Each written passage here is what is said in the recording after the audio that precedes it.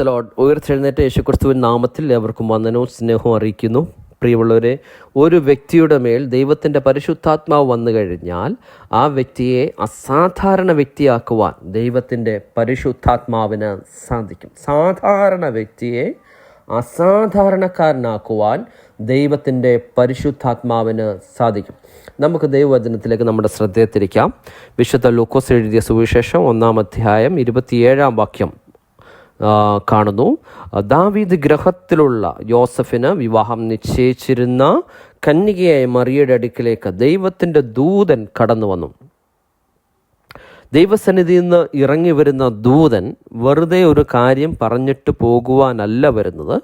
ദൈവസന്നിധിയിൽ നിന്ന് വരുന്ന ദൂതൻ ദൈവത്തിൻ്റെ ആലോചന പറയുവാനാണ് വരുന്നത്. സക്രിയ പുരോഹിതനുമായുള്ള ബന്ധത്തിൽ ലൂക്കോസ് സുവിശേഷം 1:19 ദൂതൻ പറയുന്നു, ഞാൻ ദൈവസന്നിധിയിൽ നിൽക്കുന്ന ഗബ്രിയേലാകുന്നു. ദൂതൻ എവിടെയാണ് നിൽക്കുന്നത്? വചനം പറയും ദൈവസന്നിധിയിൽ നിൽക്കുന്ന ഗബ്രിയേലാകുന്നു എന്നാണ് പറയുന്നത്. അപ്പം ദൂതന്മാരെ സംബന്ധിച്ചോളം ദൈവസന്നിധിയിൽ നിന്ന് ഇറങ്ങി വരുന്ന ദൂതന്മാർ ചെറിയൊരു ഉത്തരവാദിത്വവുമായിട്ടല്ല വരുന്നത്, വലിയ ഉത്തരവാദിത്വമായിട്ടാണ് വരുന്നത്. പോസ്റ്റ്മാൻ നമ്മളെ കണ്ടില്ലെങ്കിൽ നമുക്കുള്ള ലെറ്റർ അടുത്തുള്ള കടയിൽ കൊടുത്തിട്ട് പോകുന്ന പോലെയുള്ള പരിപാടി ഇവിടെ നടക്കില്ല. ആരോടാണ് ദൂത് കൈമാറേണ്ടത് അത് അവരോട് തന്നെ കൈമാറുവാനുള്ള ഉത്തരവാദിത്വം ദൈവസന്നിധിയിൽ നിന്ന് വരുന്ന ദൂതനുള്ളതാണ്. വേറെ 100 കണക്കിന് മറിയമാർ ആ പട്ടണത്തിൽ കാണുമായിരിക്കും, പക്ഷേ ദൈവസന്നിധിയിൽ നിന്ന് വരുന്ന ദൂതന് ആള് മാറിപ്പോകത്തില്ല. ദൈവം നിശ്ചയിച്ച ആളിൻ്റെ അടുക്കൽ തന്നെ വന്ന് ദൈവത്തിൻ്റെ ആലോചന പറഞ്ഞു. കൃപ ലഭിച്ചവളെ, നിനക്ക് വന്ദനം, നീ ഗർഭം ധരിച്ച് ഒരു മകനെ പ്രസവിക്കും, അവന് യേശു എന്ന് പേരിടണം. മറിയ ചോദിച്ചു, ഞാൻ പുരുഷനെ അറിയാകിയാൽ ഇത് എങ്ങനെ സംഭവിക്കും? അപ്പോൾ ദൂതൻ പറഞ്ഞു, പരിശുദ്ധാത്മാവ് നിന്റെ മേൽ വരും, അത്യുന്നതൻ്റെ ശക്തി നിന്റെ മേൽ നിഴലിടും, ആകിയാൽ ഉത്ഭവിക്കുന്ന വിശുദ്ധ പ്രജ ദൈവപുത്രൻ എന്ന് വിളിക്കപ്പെടും. പരിശുദ്ധാത്മാവ് വന്നു കഴിഞ്ഞാൽ, അത്യുന്നതൻ്റെ ശക്തി വന്നു കഴിഞ്ഞാൽ അസാധാരണമായ കാര്യങ്ങൾ നടക്കും. ദൂതന് കൊടുക്കുവാനുള്ള മറുപടി ഇതാണ്, പരിശുദ്ധാത്മാവ് വന്നു കഴിയുമ്പോൾ സകല കാര്യങ്ങളും നടക്കും. പരിശുദ്ധാത്മാവ് വസിക്കുന്ന ഒരു വ്യക്തിയുടെ മേൽ അത്യുന്നതൻ്റെ ശക്തിയാണ്, ദൈവശക്തിയാണ് വസിക്കുന്നത്. പരിശുദ്ധാത്മാവ് വസിക്കുന്ന, പരിശുദ്ധാത്മാവിൻ്റെ ചലനങ്ങൾ അറിയാൻ സാധിക്കുന്ന ഒരു വ്യക്തിയുടെ മേൽ, ഓർക്കുക, ഭൂമിയിലുള്ള ഒരു ശക്തിയല്ല നിങ്ങളുടെ മേൽ വസിക്കുന്നത്. നിങ്ങളുടെ മേൽ വസിക്കുന്നത് ഉയരത്തിലുള്ള ശക്തിയാണ്, ദൈവീക ശക്തിയാണ്, അത്യുന്നതൻ്റെ ശക്തിയാണ് വസിക്കുന്നത്. അത്യുന്നതനായ ദൈവത്തിൻ്റെ ശക്തി ഒരു വ്യക്തിയുടെ മേൽ ഇറങ്ങിയാൽ ആ വ്യക്തി അത്ഭുതമാകും എന്ന് വിശ്വസിക്കുക. കുടുംബത്തിന്മേൽ, മാതാപിതാക്കളുടെ മേൽ, കുഞ്ഞുങ്ങളുടെ മേൽ അത്യുന്നതൻ്റെ ശക്തി വ്യാപരിച്ചാൽ, അത്യുന്നതൻ്റെ ശക്തി അവർ അറിഞ്ഞാൽ, അതിനവർ ഏൽപ്പിച്ചു കൊടുത്താൽ ഒരത്ഭുതം കാണും. ഇപ്പോൾ നേരിടുന്ന വിഷയത്തിന്മേൽ അത്യുന്നതൻ്റെ ശക്തി ഇറങ്ങും. വിശ്വസിക്കുക, ഇപ്പോൾ നേരിടുന്ന വിഷയത്തിന്മേൽ, പ്രതികൂലത്തിന്മേൽ ഒരു വഴിയില്ലേ, എല്ലാം അസാധ്യമായിരിക്കുന്നു. ഞാൻ വിശ്വസിക്കുന്നു, അത്യുന്നതൻ്റെ ശക്തി ഇറങ്ങിക്കഴിഞ്ഞാൽ അത്ഭുതം നടക്കും. അത്യുന്നതൻ്റെ ശക്തി ഈ വിഷയത്തിൽ, നിങ്ങൾ നേരിടുന്ന വിഷയത്തിന്മേൽ ഇറങ്ങിക്കഴിഞ്ഞാൽ ഒരു അത്ഭുതം നടക്കും. അത്ഭുതം ചെയ്തിട്ടേ മടങ്ങത്തുള്ളൂ. ദൈവം ഒരു പ്ലാൻ ദൈവം കണ്ടിട്ടുണ്ടെങ്കിൽ, ഒരു വ്യക്തിയുടെ മേൽ കണ്ടിട്ടുണ്ടെങ്കിൽ, ആ വ്യക്തിയുടെ മേൽ ദൈവാത്മാവ് വന്ന് ഇറങ്ങി ആ കാര്യം സാധിപ്പിക്കും.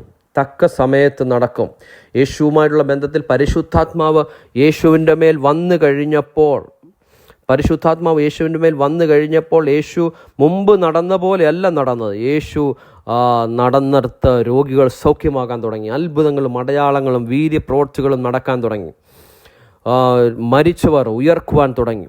അനേകർ മാനസാന്തരപ്പെടുവാൻ തുടങ്ങി. അപ്പം പരിശുദ്ധാത്മാവിൽ നടക്കുന്നതും സാധാരണ ജീവിതം നയിക്കുന്നതും തമ്മിൽ വ്യത്യാസമുണ്ട്.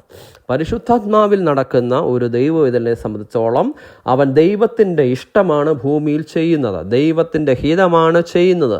ബന്ധനസ്ഥരെ വിടുവിക്കുന്നു, രോഗികളെ സൗഖ്യമാക്കുന്നു, അത്ഭുതങ്ങൾ യേശുവിൻ നാമത്തിൽ ചെയ്യുന്നു. ഇത് പരിശുദ്ധാത്മാവിൽ നടക്കുന്ന ഒരു ദൈവ പൈതലിന് ചെയ്യാൻ സാധിക്കും. പരിശുദ്ധാത്മാവാണ് ചെയ്യിക്കുന്നത്. എന്നാൽ സാധാരണ ജീവിതം നയിക്കുന്ന ഒരു സാധാരണക്കാരനായിട്ട് ജനിച്ചു മരിച്ച് അടക്കപ്പെടുവാനല്ല ദൈവം നമ്മളെക്കുറിച്ച് ആഗ്രഹിക്കുന്നത്. അത്യുന്നതൻ്റെ ശക്തി പ്രാപിക്കുക, അസാധാരണക്കാരനായിട്ട് ജീവിക്കുക, ദൈവഹിതപ്രകാരം ജീവിക്കുക. ദൈവത്തിൻ്റെ ഹിതം എന്താണെന്ന് അത്യുന്നതൻ്റെ ശക്തി പ്രാപിച്ചു കഴിയുമ്പോൾ നമുക്ക് അറിയാൻ സാധിക്കും. ഇന്നെന്നെ ശ്രദ്ധിക്കുന്ന ദൈവജനമേ, നിങ്ങൾ നേരിടുന്ന വിഷയത്തിന്മേൽ അത്യുന്നതൻ്റെ ശക്തി അടിക്കാൻ, അത്യുന്നതൻ്റെ ശക്തി വ്യാപരിക്കാൻ വേണ്ടി ആ വിഷയത്തെ പരിശുദ്ധാത്മാവിൻ്റെ കയ്യിലോട്ട് യേശു മുഖാന്തരം ഒന്ന് കൽപ്പിച്ച് ആ വിഷയത്തിന്മേൽ വിടുതൽ ഉണ്ടാകട്ടെ എന്നൊന്ന് പറയാമോ?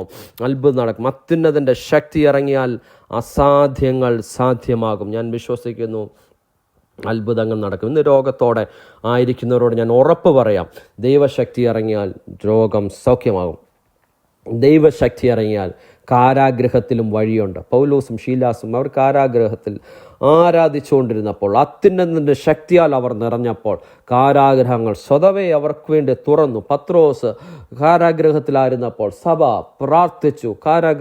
ദൂതൻ വന്ന് കാരാഗ്രഹം തുറന്ന് പത്രോസിനെ വെളിയിൽ കൊണ്ടുവന്നു. പ്രിയമുള്ളവരെ, ഏത് അവസ്ഥയായിക്കൊള്ളട്ടെ, അത്യുന്നതൻ്റെ ശക്തിയിൽ പിടിക്കപ്പെട്ട വ്യക്തിയാണോ, നിൻ്റെ മുമ്പിൽ ഒരു വാതിലും അടയത്തില്ല. നിൻ്റെ മുമ്പിൽ വാതിലുകൾ സ്വതവേ തുറക്കും. ഏത് കാര്യത്തിന്മേലും അതിൻ്റെ അകത്ത് സക്സസ് ഉണ്ടാകും. ഞാൻ വിശ്വസിക്കുന്നു, ഞാൻ പൂർണ്ണമായി വിശ്വസിക്കുന്നു. ദൈവത്തിന് അസാധ്യമായി യാതൊന്നുമില്ല. യേശുക്രിസ്തുവിൽ വിശ്വസിക്കുക, അത്ഭുതങ്ങൾ കർത്താവ് ജീവിതത്തിൽ ചെയ്യും. ഞാൻ ഒരു വാക്ക് നിങ്ങൾക്ക് വേണ്ടി പ്രാർത്ഥിക്കാൻ ആഗ്രഹിക്കുന്നു. പിതാവേ, യേശുവിൻ നാമത്തിൽ പ്രാർത്ഥിക്കുന്നു. കർത്താവേ, ഓരോ വ്യക്തി ജീവിതത്തിന്മേലും അത്യുന്നതൻ്റെ ശക്തി ഇറങ്ങട്ടെ, പരിശുദ്ധാത്മാവിൻ്റെ ശക്തി ഇറങ്ങട്ടെ. പരിശുദ്ധാത്മാവ് മറിയയുടെ മേലിറങ്ങിയപ്പോൾ സാധാരണ ജീവിതത്തിൽ നിന്ന് അസാധാരണ ജീവിതത്തിലേക്ക് മാറിയതുപോലെ ഏതെങ്കിലും വ്യക്തികൾ കർത്താവെ തകർച്ചയിലും നിരാശയിലുമായിരിക്കുന്നവർ അങ്ങനെ കേൾക്കുന്നുണ്ടെങ്കിൽ ഇപ്പോൾ അവരുടെ ജീവിതത്തിൽ കർത്താവെ ഒരു അത്ഭുതം സംഭവിക്കട്ടെ. യേശുവിൻ നാമത്തിൽ പ്രാർത്ഥിക്കുന്നു. വിടുതലുണ്ടാകട്ടെ യേശുവിൻ നാമത്തിൽ തന്നെ പിതാവേ. ആമേൻ, ആമേൻ, ആമേൻ, ആമേൻ. കർത്താവായ യേശു ക്രിസ്തു നിങ്ങളെ ധാരാളമായി അനുഗ്രഹിക്കട്ടെ. God bless you all. Amen.